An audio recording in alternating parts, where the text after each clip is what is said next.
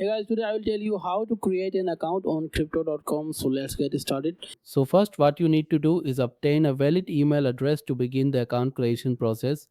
Visit the crypto.com website or download their mobile application. During registration, you will need to confirm your email address through a verification link. The next critical step involves identity verification, where you must provide personal information and identification documents. Complete the entire verification process to successfully open your account. Once your account is approved, you can proceed to deposit funds from your bank account. Navigate to the crypto.com icon at the bottom of the app, then select Fiat Wallet. Choose Transfer followed by Deposit to view your account details.